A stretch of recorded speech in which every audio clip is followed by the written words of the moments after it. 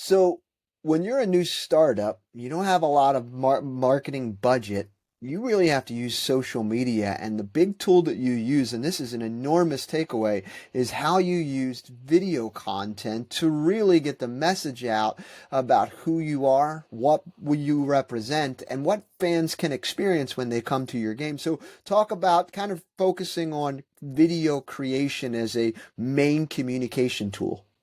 In doing video communications, it's when we focused on the players, we wanted to show how skilled they were and the fact that they were having fun. If you'll took a look at a couple of our videos, they have our goal celebrations, which, I mean, I'm a little biased, but I think we have the most fantastic goal celebrations in the entire league. But I'm just a little biased. But it really showed, the skill, the hard work, the determination, the grittiness of our players, and the fact that they were out there doing a great job, getting the job done, and having fun while they were doing it. We wanted to profile a team that you wanted to root for and you wanted to follow. At the same time, especially at the very beginning, along with me being a little bit of a loudmouth, and someone who is not exactly lacking in the confidence department. I also, Jeremy, as you know, I like to be a little silly and goofy. And if you Mm-hmm. go back and look at a couple of we had a partnership with grocery outlet Bargain Market. And we would do a ticket giveaway there, and we always did it by video. And the first few that I did, I mean, they were Mm-hmm. super duper goofy. One, I'm drinking an entire gallon of chocolate milk, or half gallon. It was a half gallon of chocolate milk, just guzzling Mm-hmm. that thing down. The other one, I was eating a banana. And there was another one where people were left wondering exactly who I was buying a bunch of flowers for. So it's, like I said, when we're focusing on our players, it was really, showcasing and highlighting how talented these women are. Mm-hmm. And which is something, a lot of people, when they think of women's sports, they don't automatically think that, wow, these women are like super duper talented and doing something I can't do. And that's something we really wanted to highlight, that these women are talented, that they are among the best of the best at what they do, and they deserve your support. And at the same time, me being just a little silly and irreverent. One thing that did happen, and I will credit my GM Adrian Sorensen for this, is once the season started, I stopped being the story and I went more to just being the guy in the stands, being Mm-hmm. unhappy at the refs. To the players being the story, and I that was very important. This was not, people did not come and buy tickets to see the owner. They came and bought tickets to see the team. And that is something her GM, I mean, come on, Jeremy, you know me. I love a camera.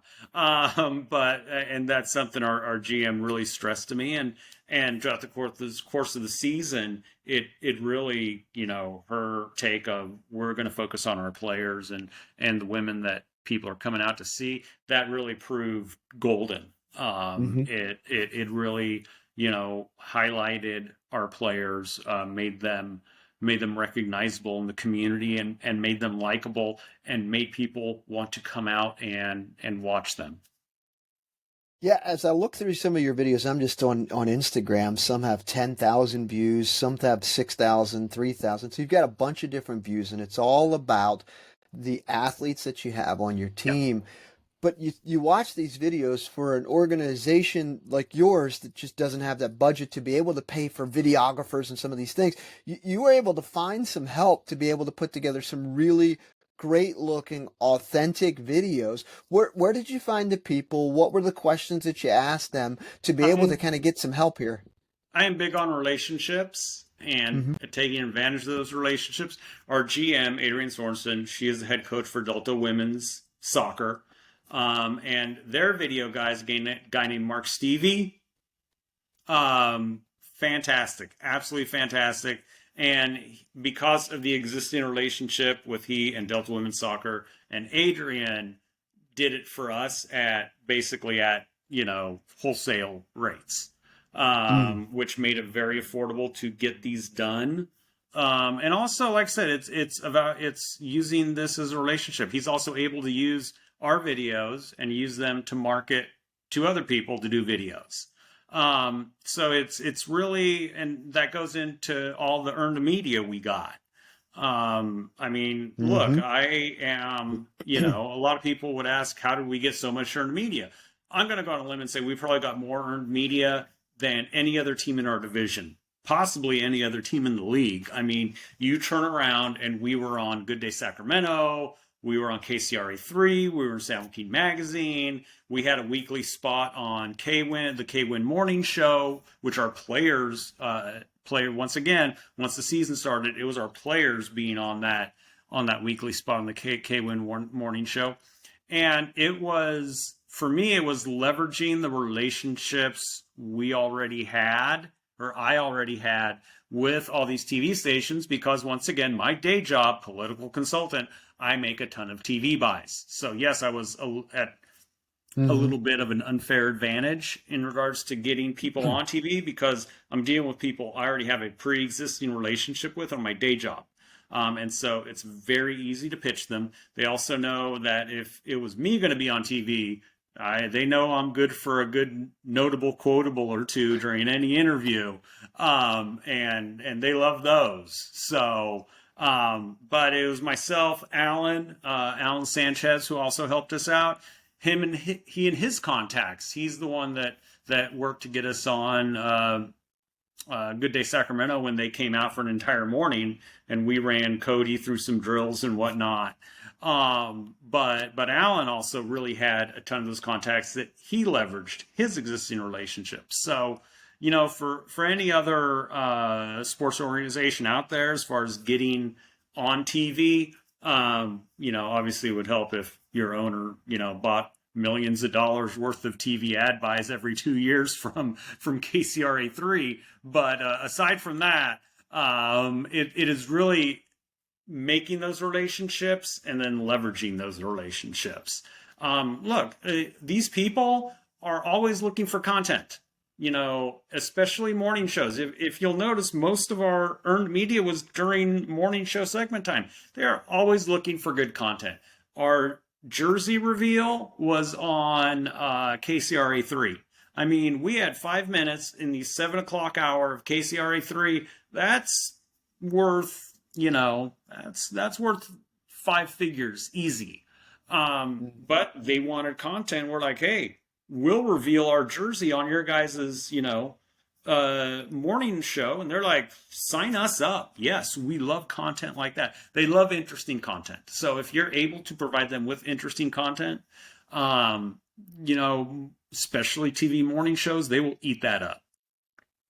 Yeah, I had Alan Sanchez from the People's Media Relations Group on a podcast episode earlier, and I'll put a link in the show notes that talks about this formula that you alluded to there.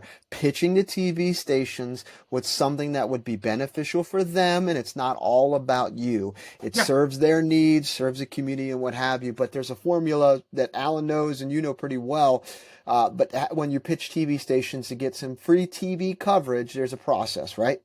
Very much you scratch my back, I scratch yours. That is the key in when you're leveraging those relationships. And I will give a perfect example. In my other realm, there was someone, I will not name names, who wanted, just continually is asking for favors. Lee, I need this. Lee, I need that from your client, your client, your client, your client. And finally, there was an ask that went a bridge too far. And I had to say, no, I'm not going to, I'm not going to put my client in that position. It was to do this event. And I said, no, it's, no. And there was no leverage. It's not like, well, you have done this for me in the past. You've helped me out this way in the past. So I kind of feel obligated to help you out now. It was always like, take, take, take, take, take. And there was never anything in it for me or my clients. And finally it was like, what am I going to gain? You're going to gain from this, but my client's not going to gain anything. I'm not going to gain anything. why are we going to do it? And when I say gain, I'm not talking about money wise. That's, no, I just, intrinsically, is there more PR for my clients?